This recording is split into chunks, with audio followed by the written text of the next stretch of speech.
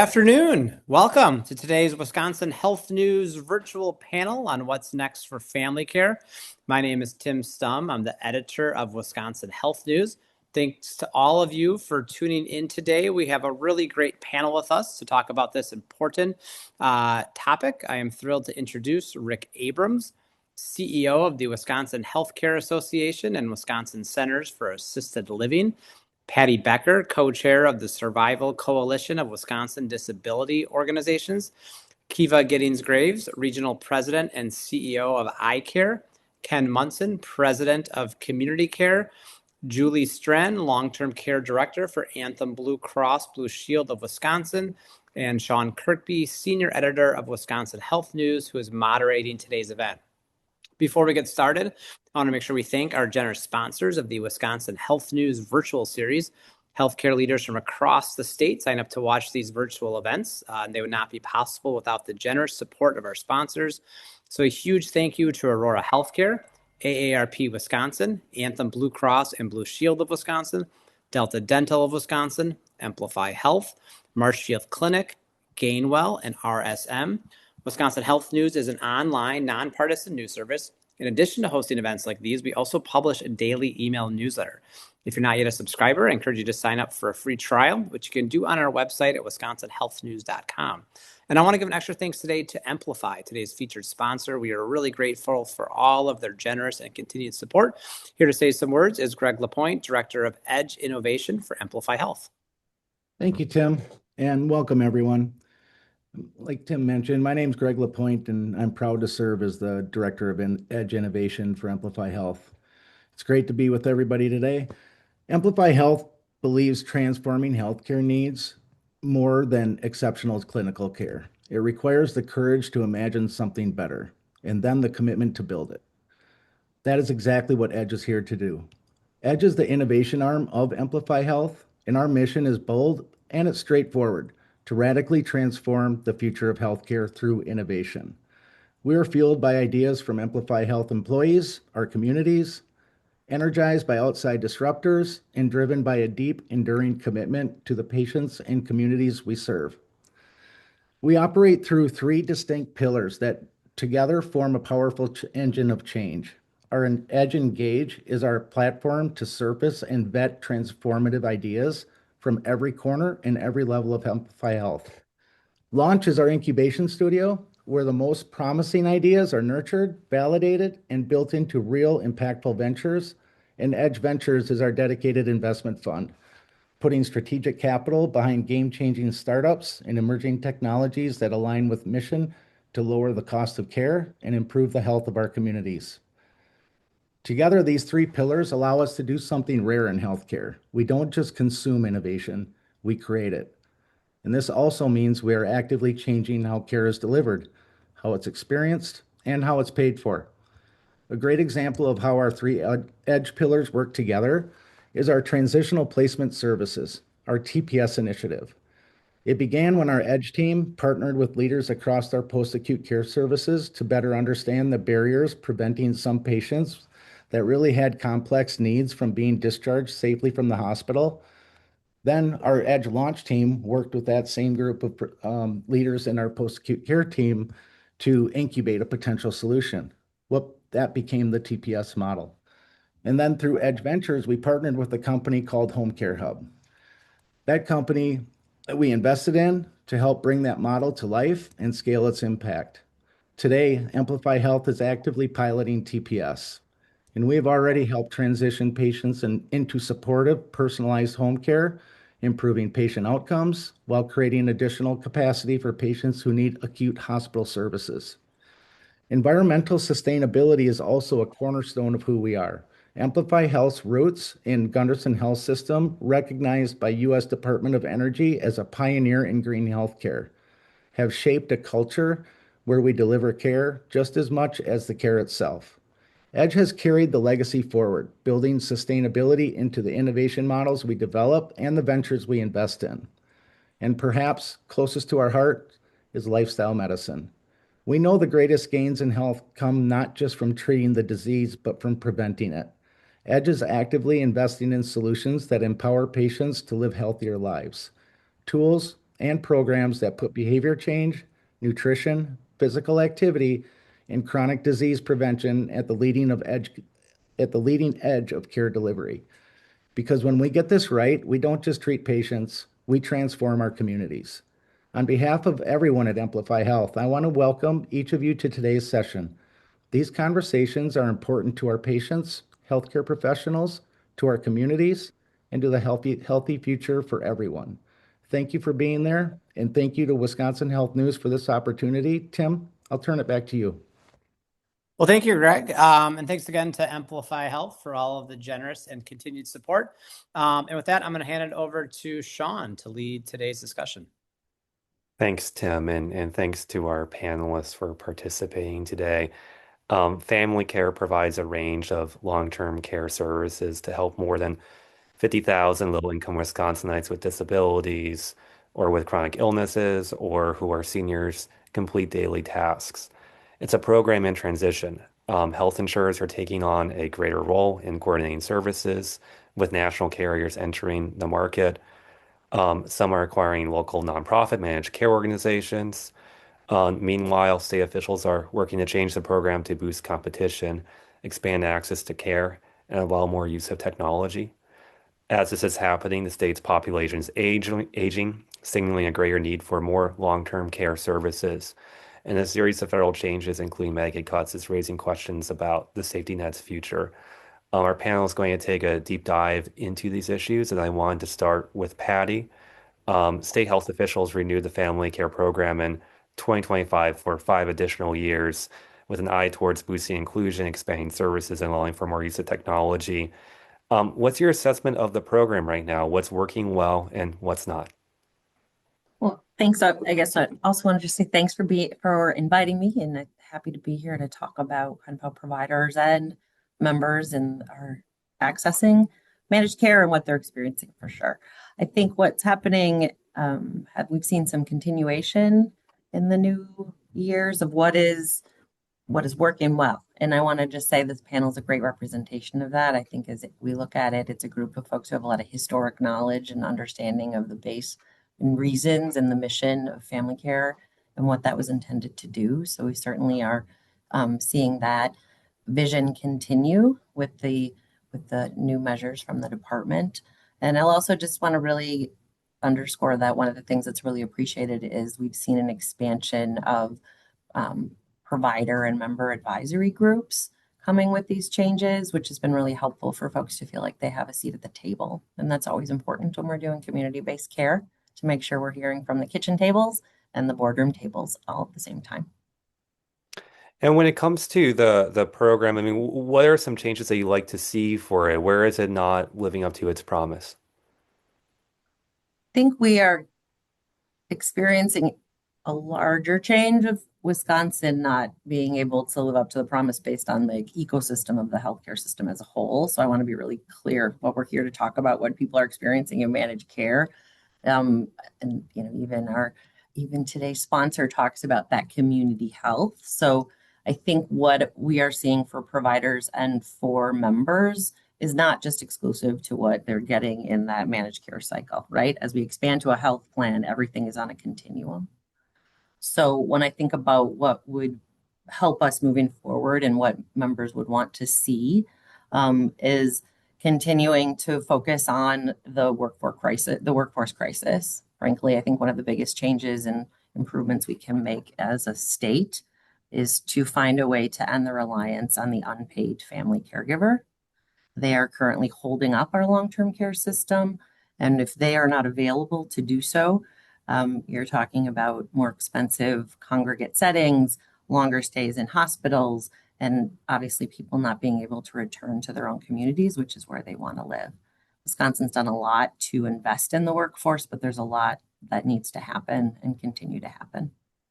Thanks, Patti. Rick, what are providers' assessment of the family care program? What's working and what's not? Oh, sure. Well, first, Sean, thank you so much for the opportunity. Greg, appreciate and really was educated on the great work that Edge and Exemplify continue to do. So thank you very much. Sean, as far as family care, first, what's working?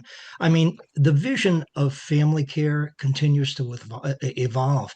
As someone who came from another state out east, to see what we've been able to accomplish over the last decade plus with family care, with our Medicaid waiver program, is absolutely outstanding because the vision.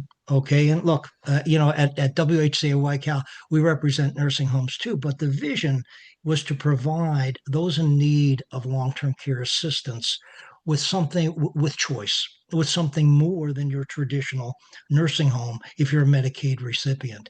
And like I say, that vision continues to evolve. I think that another great strength of family care is that, and I think it's again exemplified by our panel today, is that even though whether you are a payer, whether you're a provider, or in the case of our Medicaid agency and our Division of Quality Assurance, even though we may disagree on issues, I always say never disagreeably, and the ability of the payer and the provider and the regulator to come together to really try to solve problems, quite frankly, is rather unique. As I talk to my colleagues across the nation, and I think a perfect example of that is that we were able to implement the minimum fee schedule. I know we'll talk about what's working and what's not with that too, but working together, we were able to implement that minimum fee schedule in November 2024, which was exactly what Governor Evers has proposed. So I think those are two big, if you will, things that are working are big pluses. On the other side, we always, in public policy, we always have work to do. So what I and my organization, the people I represent, would like to see is they'd like to see the program be better streamlined. Okay, and coordinated. And let me give you a couple examples. Even though we have what 5, 6, 7 managed care organizations, everybody's got a different way to bill. Everybody may have a little bit of a different process for prior authorization. And if you operate an adult family home with 4 beds, you are clearly a mom and pop business. So to the degree that we can unify those back office processes, I think that's a very, very important area of improvement. And again, I look forward to working with our payer community and my fellow providers to accomplish those problems, to accomplish that kind of a result. Another area, and then I'll turn the floor back over. But another area that I think cries out for streamlining is the coordination on the health assessment piece. It took me about 4 years, I'm sorry to say, but I did take the time to review an almost 500-page MCO master contract. And my condolences to my colleagues in the managed care community, because that's a lot to comply with and a lot to understand. But one of the things that stuck out to me was the comprehensive interdisciplinary health plan teams that our MCOs have, the functional screening process. And my immediate question was, well, but isn't that the responsibility of the provider? So as we move down the line, if you will, and I talk about streamlining, I would like providers to be providers, payers to be payers, and certainly there needs to be a program integrity element, and regulators to be regulators. Right now, as I read that 500-page contract and I interact with our colleagues in the managed care community as well as my members, really the MCOs are maintaining, if you will, an oar in all of those, or a boot in all of those boats. And I do think that needs to be streamlined too. So when I look at the work we have to do, I do think that coordinating and streamlining our back office processes as well as the healthcare component are real challenges. But I have tremendous, I'm an optimist, so I have tremendous optimism and tremendous confidence that things are going to only get better. Okay, for the family care process program as we proceed into the future. So again, thanks for the opportunity. Thanks, Rick. Kenneth, what do you think of the family care program? What are its strengths and what are its weaknesses? Well, I look at it with a long lens. Let's say looking backwards, I was at DHS 25 years ago or so when it was in pilot only in 5 counties. And I'm always impressed, if not surprised, by how far we've come in these last 25 years. I mean, what we saw back then was such a variability in services and long waiting lists and counties where you couldn't get services. To get where we've gotten to now is to my mind, a really impressive thing. Wisconsin has been on the leading edge, I should say, of home and community-based services. But looking forward and seeing where we are now and the challenges facing us, I guess in my mind there are a couple of things. First off, there's I think Patti and Rick both talked about this. There is the unpaid workforce of caregivers, if you call them a workforce, and then you also have the provider network, which in family care is a lot of what Rick has described as mom and pop organizations. Both of those areas are very challenged going forward because of in the non-paid caregiver, a lot of stresses for the paid caregiver. A lot of it is low wages, not an ability to get or hold insurance. So the stability of that network of unpaid and paid caregivers is very worrisome. And you go beyond that, I think the issue of coordination of care. We have a population that is mostly dual eligible, people who are eligible for Medicaid, but also Medicare. The coordination of care between those programs, even within the Medicaid program, is not what it could be or should be. And we might end up referencing this later on. The federal government is forcing some change in that regard that Wisconsin will have to address in alignment of care within the Medicaid program and across Medicaid and Medicare. So that question of having a system, a healthcare system, a benefit system that is not very coordinated, not very integrated. I mean, the family care program has done a great job. And of course, I'm proud of the PACE program, the program of all inclusive care for the elderly, which is a very coordinated wraparound program, but serves just a few people. So to not take everybody else's time, those areas, the workforce, the unpaid, the paid workforce, the provider network, and then next, just general coordination of our healthcare and long-term care system. Those are the things that we need to focus on for the future. Thanks, Kenneth. Kiva, how about you? What do you sort of see what's your assessment of the family care program? What's working well? What is not? Hi, Sean. Yes, thanks for having me today. And reflecting again, like Kenneth, I've had a few seats in this long-term care space over my career. And back when Kenneth was at the department, I was out in the community trying to get members into the program and waiting on those long wait lists. So back at those KIPCOP waiver days and then more recently at the department as well, and now on the payer side. So again, I think we've all been sort of reflecting. We've got many of the same players. We just kind of move around seats in this long-term care space. I think we're all drawn to this space for a particular reason. And while we find a new seat, we're all still here. So when I look at family care, I think I'm first of all very proud of what Wisconsin has. We are a national leader in the HCBS space. When you attend conferences and work with other states, like people look to us for what we have, and I think things that are strengths is we do have a lot of experienced managed care organizations and leaders in this space. As well as the advocacy and provider associations and the department. I think we have done a lot inside the managed care space to create SDS offerings, so self-directed services for members. There's a lot of member choice. We have many different options here in Wisconsin. We have promoting and continuing with this last waiver renewal to bring more options for technology. The state is continuing to, and I know typically the topic is family care, but family care partnership has been expanding, giving more options for those members, especially those duals that Kenneth had mentioned. So I think those are all things that are going well. I think what we need to do as we move forward is look at our changing landscape.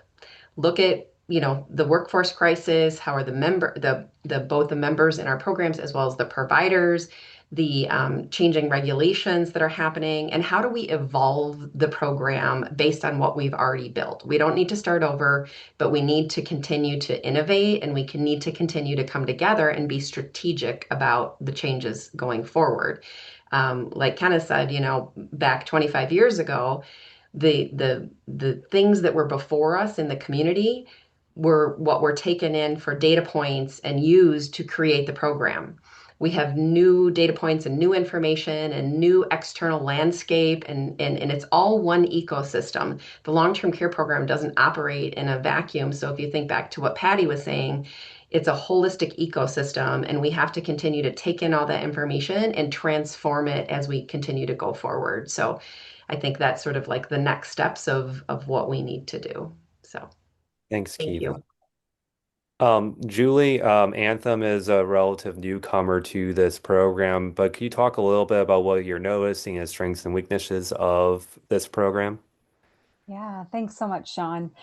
As others have said, I also have worked in long-term care in Wisconsin for almost 30 years and actually started at the department back in the days of the pilot of family care. And also I am very proud of what we offer individuals in Wisconsin, and always live every day that we can still also be better tomorrow, right? We learn today and we can make those improvements and continue to enhance what we can offer individuals for tomorrow.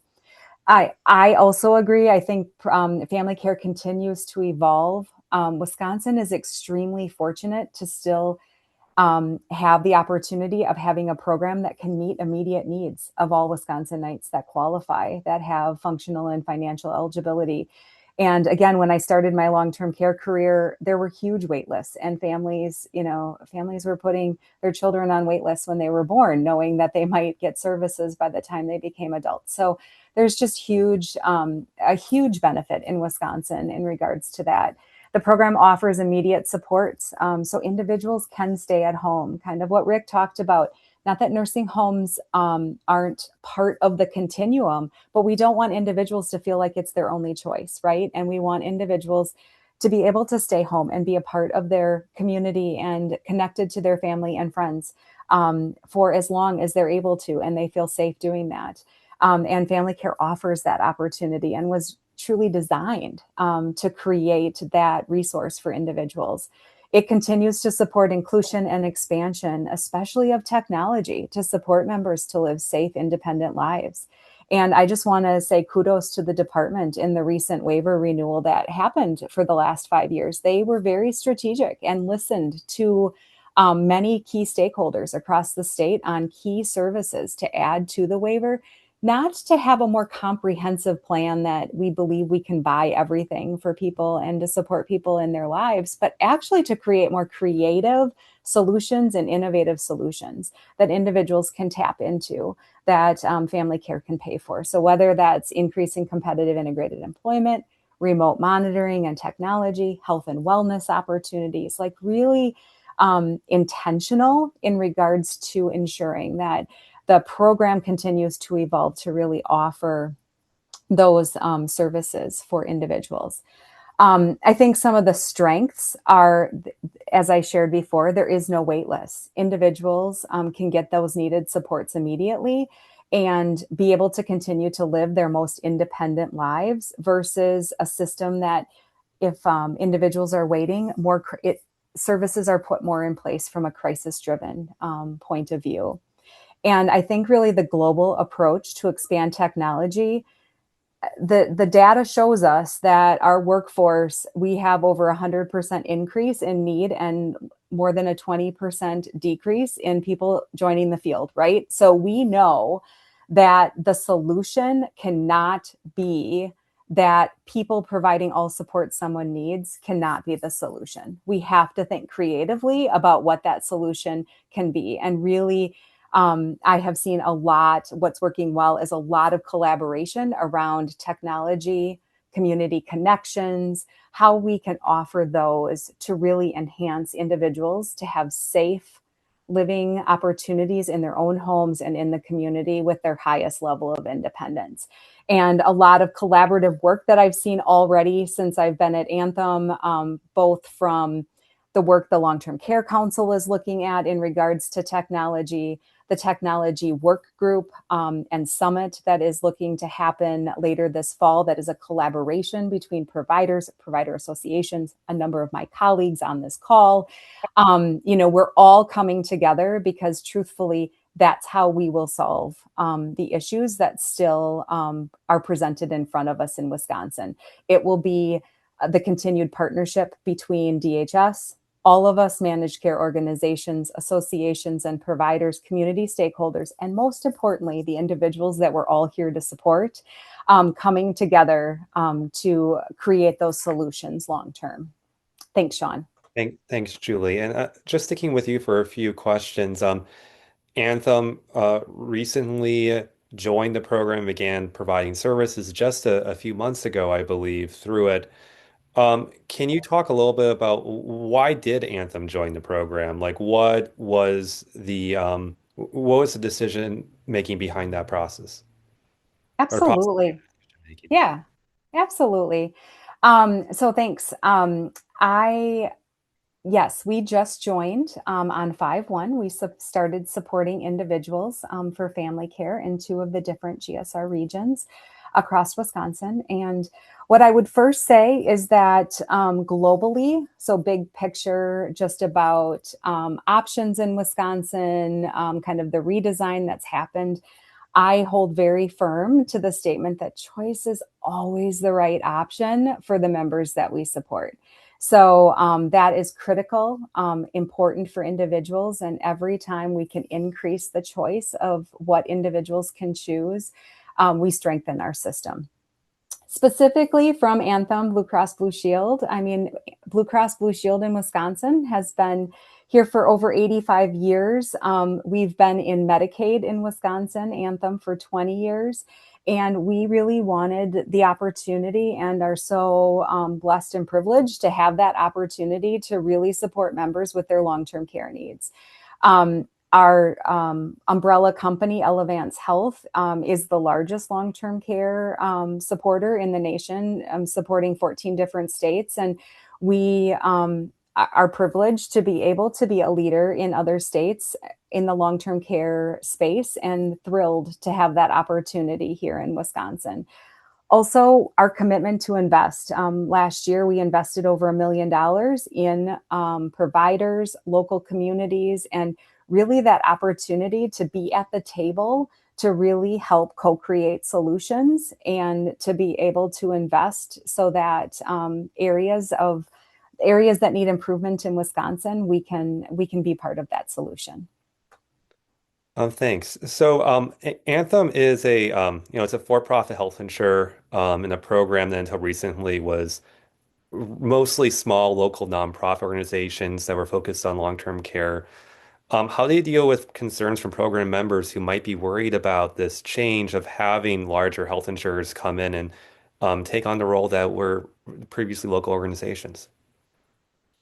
I think the best way to address it is by having the philosophy that we have with each one of our teams, which all of us are employed to help support each member live their best life. And so it's by showing up at the kitchen table and meeting with the individuals in their home and listening and hearing and putting really strong supports in place and helping them connect to their community and listening to what that needs.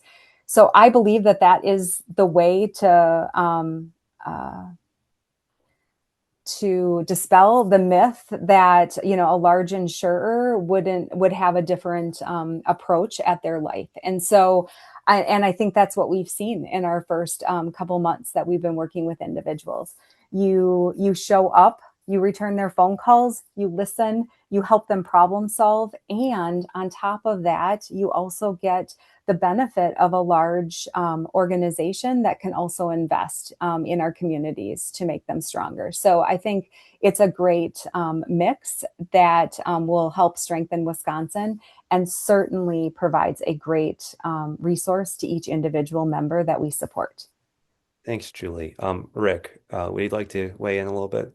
Yeah, Sean, thank you. And I know your question was directed to insurers, but as an organization represents for-profit facilities, not-for-profit facilities, and governmental facilities, at the end of the day, it's all about providing the highest quality of care and services as you possibly can.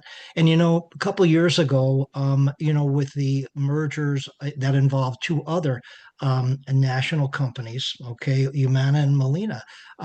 We did not, the members assumed we would oppose, the merger. We did not. We did not. We didn't for two reasons. Again, at the end of the day, it's about providing the care and the services that you need. But secondly, and again, Julie had mentioned this. We felt strongly, and our feeling has really come true, that we felt that the national insurers coming into the state would be able to augment and supplement with more resources. And frankly, new ideas that are maybe learned in other environments. So as we welcome, and I look forward to working with Anthem. But our experience, again, with all of our managed care organizations, been very, very positive. And again, that doesn't mean that we agree all the time, but we're focused on the same. I say thing, but really people, and it's all about people, and it's all about serving your members, your residents, your patients, and at the end of the day, and that's what it's all about at the end of the day. So thank you. Just to follow up on that, Rick, can you talk a little bit about some of the examples of how these national carriers have brought in those resources, or some of those practices that have been more novel that you all have kind of put in place because of this? Sean, great question, and nothing in particular, okay, comes to mind, but just in a general standpoint, from time to time, we will have issues, specific member issues, whether it's residents whose health status has declined and the current level of reimbursement is not sufficient to be able to provide the high quality of care. It could be a pre-authorization issue. Whatever the issues are, what I've found, okay, in fielding those questions, is not only that our managed care partners have been always willing to communicate and to discuss, but more often than not, we've been able to address the problem, because again, at the end of the day, to ensure that member or that resident receives the care that he or she needs. And again, not 100% successful, but at the end of the day, always open lines of communication to try to solve the problem at issue. Thanks, Rick. Kenneth, Community Care recently joined CareSource, which is an Ohio-based health plan offering Medicare, Medicaid, and Affordable Care Act plans. They already have a presence in Wisconsin as well, in the ACA market. Why did you choose CareSource, and what impact will this have on your members? Well, looking at the environment, community care has been around. Next year will be 50 years, 50 years. So we've seen a lot of change in long-term care landscape in Wisconsin. And in fact, it effectuated a lot of those changes in program developments. But the last several years, the change has been very clear in that scale matters. Rick had just referenced this, the ability to have the resources to continue to provide services, but also to deal with regulatory changes. So, for example, one example I give is the minimum fee schedule. We had a situation where that was a directive needed to be accomplished within a few months, and frankly, it's very difficult, and has been very difficult to be able to apply the resources when folks have the other jobs to do. So, we can talk about our administrators who, I was joking, wear 10 hats. Well, becoming part of a larger organization means that you have a broader set of resources for things like that. Not just financial resources, but human resources, experience. So that's kind of the conclusion. But really what happened is that we saw around us at Community Care the landscape changing. And consolidation and scale in these programs is important. And even before Humana and Molina made their acquisitions, there was consolidation before that among the regional nonprofits. Inclusa was acquired by Humana, but before that, Inclusa was 3 small regional organizations that became one.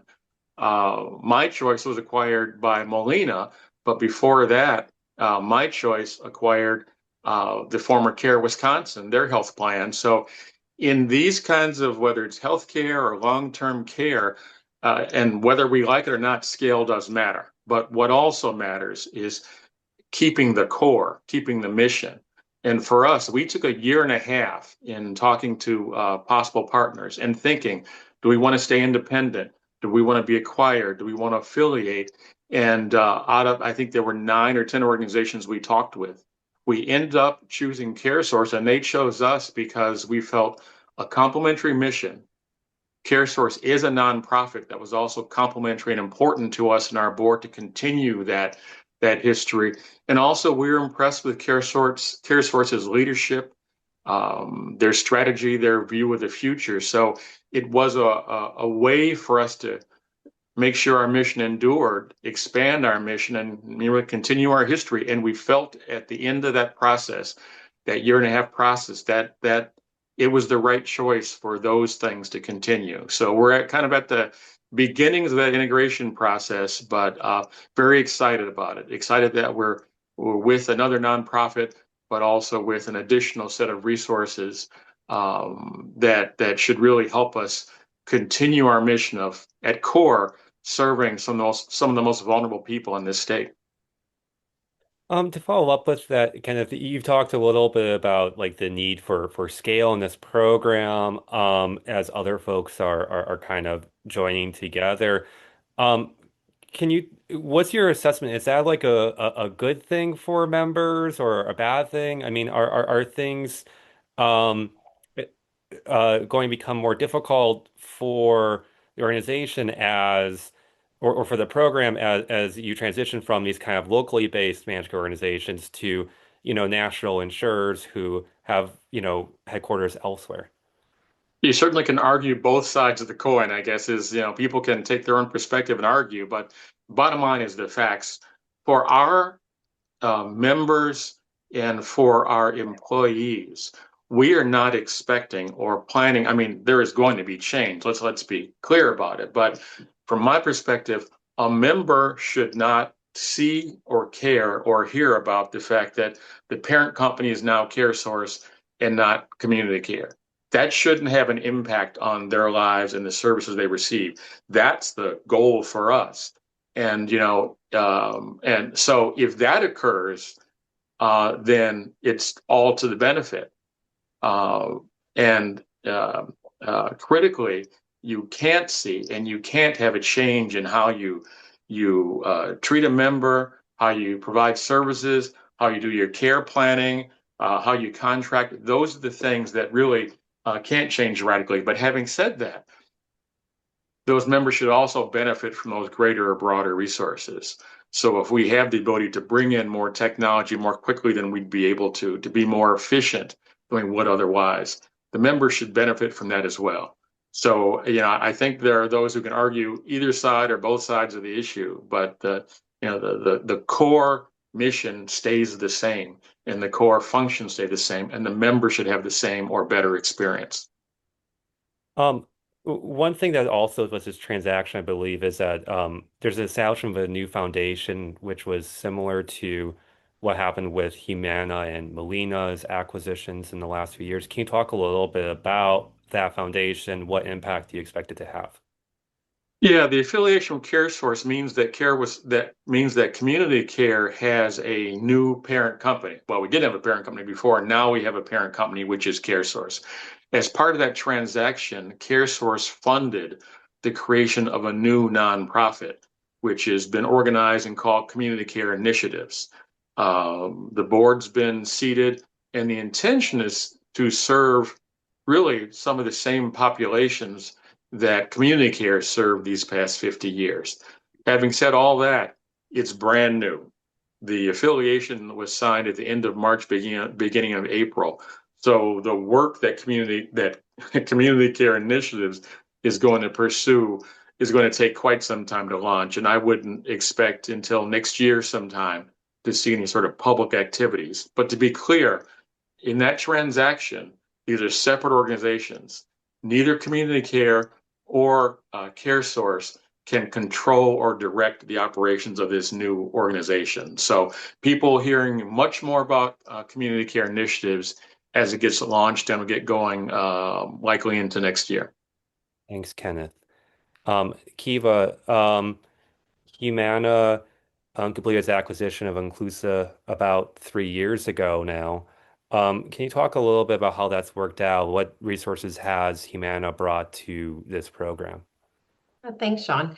I'm actually going to go back just one step further from that. So technically, iCare is the legal entity. iCare is the parent company. We are a subsidiary of Humana, and that happened back in January of 21. So that change is the Badger Care Plus, SSI, and Family Care Partnership products that iCare owns. And then iCare did acquire the assets of Inclusa. So I know it's lots of moving parts there, but just wanted to add that. So from a timeline perspective, Humana has been here in Wisconsin operating a long-term care program for 5 years. And I think, our partners on this call, whether it be the other managed care organizations or the provider associations, the member advocacy, there really hasn't been a change in anything that we do. We still partner, we're still working collaboratively across the long-term care space. Our scores with the department, with member satisfaction and compliance scores and operating the contract, have remained unchanged. The leadership is the same leadership that we've had. We reside here in Wisconsin. Our employees are here in Wisconsin. We make the decisions for the plan. A lot of tenured, long-standing folks here in our plan. So I just want to make sure that I start with that. And I know it feels scary. I know, Anthem coming in new, but again, it's a similar thing. Kenneth in talking about some changes there. But it's a lot of really good, dedicated people that are here in these plans that are continuing to work together. And I think we talked about some of the big wins recently, like the minimum fee schedule. Everyone came together. We implemented on time. We're seeing some great outputs from that. We're continuing to have conversations about workforce. One of the big things coming up that Julie talked about is technology, really all coming together and solving these problems. So I love that the landscape isn't it isn't changing. It's really the same good work. And I will say from the department standpoint, like Rick mentioned that contract that we have, it's not light reading. The contract manages these long-term care programs. We have an immense amount of regulations. We are meeting with our department on a more than monthly basis to make sure that we're operating the program according to their standards. The amount of data and reports that we submit to the department. So there's a lot of regulations around how we operate it. So there isn't a lot of liberty for us to just suddenly change how the program operates. It's really governed by the department. So, but our journey, I think, has been great. Like we've been very intentional. We've really been prioritizing stability, making sure, like Kenneth said, like the things that we've gained efficiencies or changed have really been back office functions. So we found with having that access to that national, broader, big parent company, there's a lot of technology, our back office analytics and operational tools are much more advanced than they were.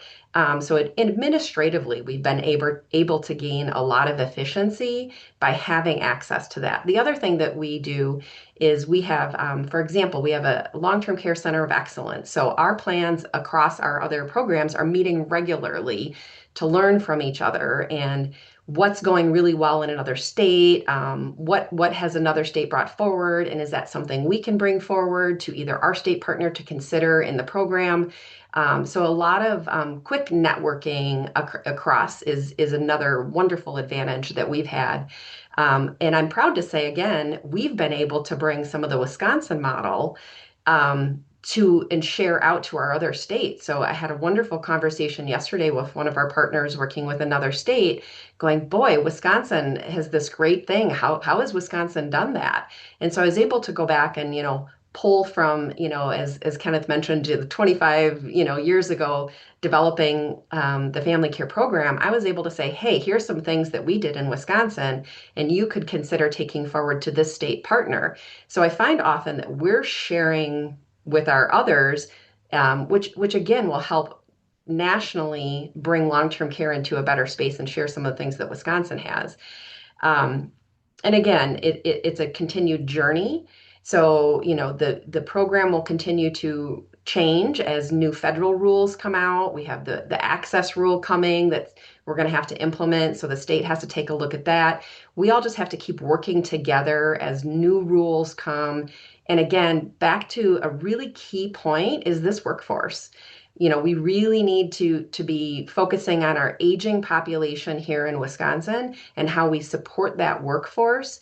And so again, I think the issues we need to keep in front of us and focus on those as our key strategic initiatives, right? The workforce and how we're going to move together through the changing landscape and economy that we have here in the state. So thank you so much for the questions. And we're very excited to continue down this journey with everybody. Thanks, Kiva. Patti, was wondering what your thoughts were on this. Advocates a few years ago had some major concerns about some of these acquisitions moving forward. We've now seen a few years of health insurers having a larger role in the program. What's been the result? Do those concerns persist? Well, I think I just want to say that it sort of the advocates having concerns and being able to voice them, I think, is an example of the collaboration and the open communication, right? A few years ago, when things were starting, the advocates raised their voice, and we were able to have some discussions around this transition to these national health plans. And out of that and other things, there came a lot of conversations, right? A lot of listening sessions from the folks on this call with their members and things to make sure that people, again, were feeling heard as they navigated a transition. There certainly have been changes. We've all talked about that in the last few years with this change, and it's navigating a different landscape. I also just sort of I want to give the folks who have transitioned, and as someone who did work in a space that was acquired by a health plan, it's not an easy task to help secure some stable feelings from your members during those transitions. And it's often not what's happening, but how you do it. And I think the health plans that have come into Wisconsin have done a nice job of doing it well.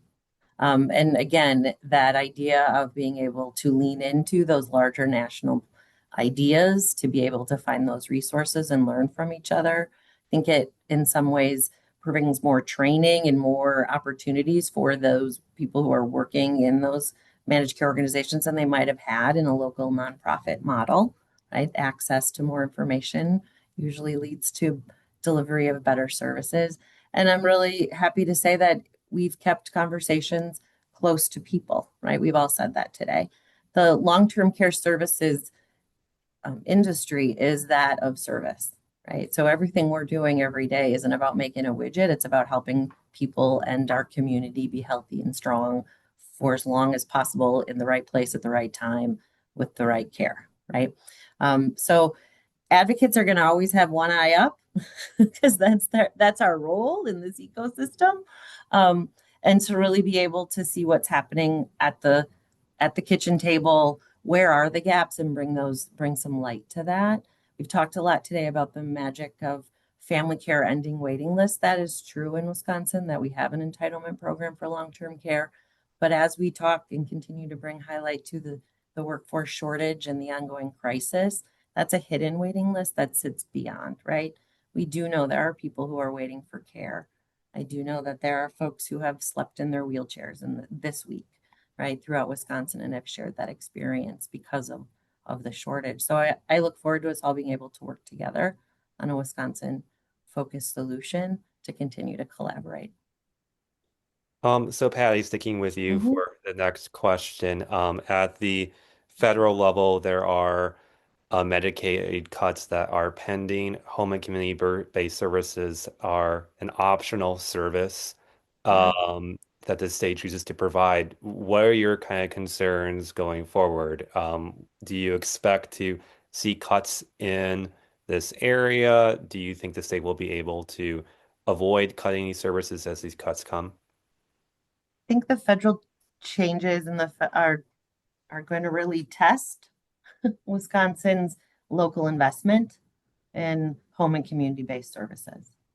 And what does that mean and how do we value that? We've had a really wonderful and continued growth and innovation using technology and talking about different ways for folks to live. We are seeing, even ahead of the federal changes in the community landscape, some more intentional communities, some things that look a little bit in the IDD system of places that we helped people move out of with the waivers, right? So there is some concern of that entitlement to that location, right, to that living situation coming back. But I have trust in the faces on this panel that they're going to help to partner with advocates to help us let that not happen, okay? The biggest concern really related to access to Medicaid and the new eligibility information that's come out of HR 1 is related to the caregiver exceptions and the narrow, we don't know what those definitions mean. There's a lot of concern about how that will pan out. Again, for these unpaid family caregivers or paid family caregivers, how's that going to work? And we know that a lot of individuals who support people at home in this space are accessing Badger Care themselves due to the low wages. So what does that mean? And how do we prove things and help them to be able to continue to provide the care they want to and also care for themselves?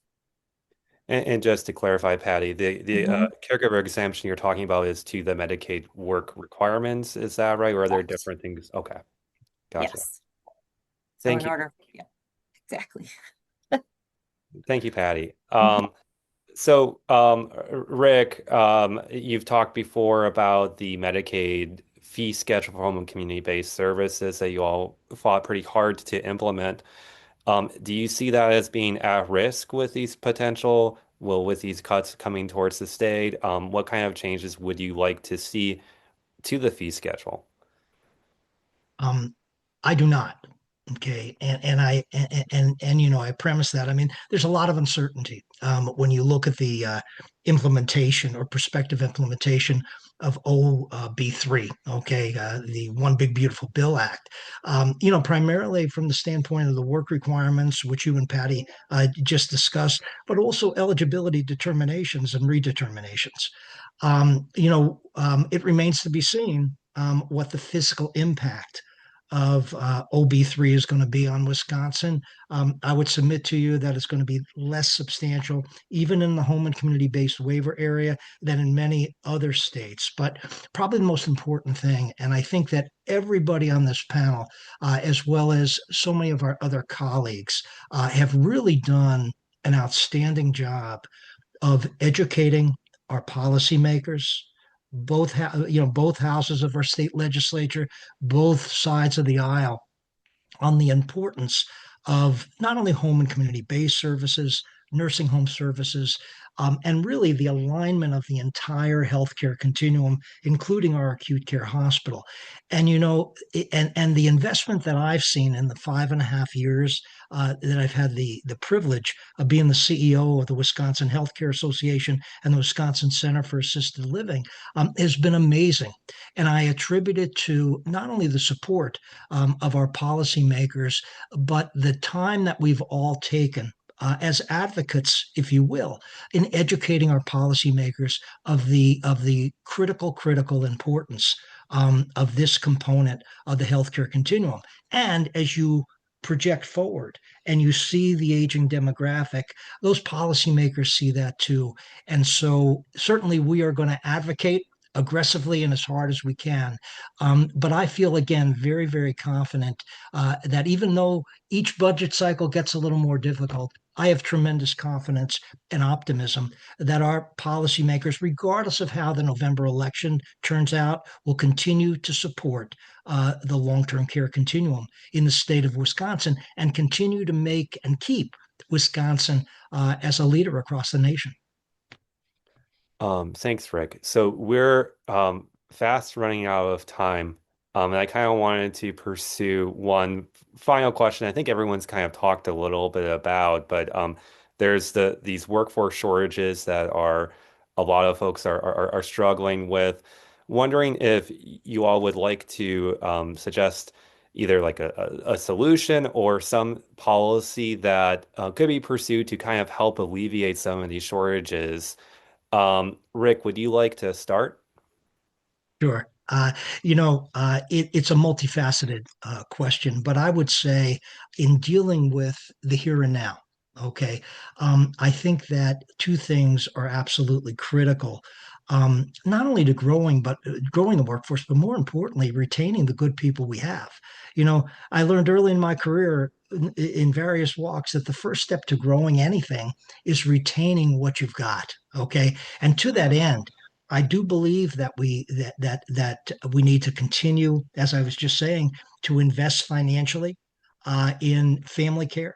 And labor, our employees are such critical components of that, absolutely critical. But the second thing too is that whether it's with our MCOs or whether it is with our providers of care, we have got to continually work to do some value mapping with our regulatory structure and extract those regulations that aren't directly related to resident results. So it's regulatory reform and it's continuing to fund the system. I think in the here and now will have substantial impact on stabilizing our workforce and hopefully growing it for the future. Thanks, Rick. Julie, what do you think? What would be a solution that you see to the workforce crisis? Thanks, Sean. Yes, in addition to what Rick shared, and also just the collaborative effort that we've had on this entire panel shows that the way we will fix some of these deep issues that we're experiencing in Wisconsin and across the nation, and workforce being probably the largest, is through doing it together. And I really feel like we have opportunities to collaborate and support innovation in light of our workforce crisis, in light of our fiscal restraints. And in almost my 30 years of long-term care, when we've faced those challenges, we build even a stronger program. And so I always say that it's during the toughest times that the true is when the best change happens into the future. So we can and we will do it in Wisconsin. We just must do it together. And I really feel like we've demonstrated that even collaboratively on this panel today. I do think, though, that the solution to our workforce crisis is not that everything can be accomplished through a direct care workforce person providing all supports. I think we need to continue to be innovative and enhance technology. We need to think about how our communities come around and be what are important in people's lives in those communities. This department has supported the expansion of community connections and thinking about how do people stay connected to their community or become connected to their community. So I think it's a multifaceted approach of not just continuing to enhance a number of the different strategies that we've already taken in place to retain and continue to enhance our workforce, but to also recognize that the workforce won't be the only solution. Thanks, Sean. Thanks, Julie. Kiva, what do you think? Yeah, I don't want to repeat what they've already said, so I want to build on that a little bit. I know we only have a couple minutes, so I'm going to talk about the process. So I think if we reflect back, so the governor's task force that was in motion between 2019 to 2021 came out with some amazing ideas. So as Rick and Julie have said, like this is multifaceted. So we brought together really smart people with diverse perspectives put everything in, came out with some really great ideas. Some of those really great ideas came to fruition, including minimum fee schedule, including the certified direct care professional program, WIS caregiver platform, all the ARPA money that went into the program. So I would propose that we take another initiative, so the process, reuse that process. The information was gathered between 2019 and the output came in 2021. Here we are in 2026. If we could leverage that process again, pull all the people together in a very structured way, and really do a deep dive and generate fresh ideas, maybe pull some of those that we didn't implement that are still feasible ideas and move some of those new ideas forward. But I think it's a coordinated effort with everybody together. And I think that's how we're going to get there. And that's how we've built this program in Wisconsin. And it's how we're going to continue to make sure that it is the best program in the nation that we've all been talking about. So thank you so much for the question, Sean. Thanks, Kiva. Kenneth, what do you think about a solution to some of these workforce challenges? Well, I'll just say I think Kiva stole my thunder. I've got the task force report sitting right in front of me because my intention was to say that, as she said, some of the things that have occurred in the last few years have come out of those recommendations, and there are a number that never made it to budgets, that never made it to policy. And I think revisiting that task force, that set of recommendations, and as Kiva says, maybe restarting the process could really yield to some great results. I mean, I just hit some basic ones, I think, trying to make sure that the stability of that workforce, whether unpaid or paid, that they have access to health insurance, to Medicaid, to the Affordable Care Act or Obamacare policies, to have their families be stable would enable them to then continue to be caregivers. And unfortunately, I worry about the impact of the big beautiful bill will go the other direction and cause instability in those families. So I endorse what Kiva said, to use that same process, go back to some of those same recommendations. Thanks, Kenneth. Patti, we'll give you the last word. Exciting. I'm going to just build on what everyone has said. I think the task force and that idea and people coming together, very important. Silver lining of COVID was, I'm going to say, ARPA money that helped to move some of those initiatives forward. I will also say that we need to include some other partners in that, right? This is an economic development issue, the workforce development of the direct care workforce. They're often not included in that. And then also to look at that in-home direct care workforce as the first step to a health profession, right? A continuum, if you will, on that professional development as well. So helping those individuals as we are stepping into a time again of decreased population that's going to be available, we need to capture those individuals that may want to join the healthcare field in a more professional way, right? That is seen. RNs and other medical roles. How do we help these direct care workers be part of that pathway? So we're not losing individuals who may be able to come to the table with us as well and provide those cares. Well, great. Well, thank you all so much for the discussion. Thanks to all our attendees. Our next event is going to be focused on AI in healthcare, and that will be in person in Madison on July 15th. More information is on our website. Once again, thanks everyone for joining us, and thank you again to our panelists, and have a great day. Thank you. Thank you. Thanks, everybody. Thank you. Bye.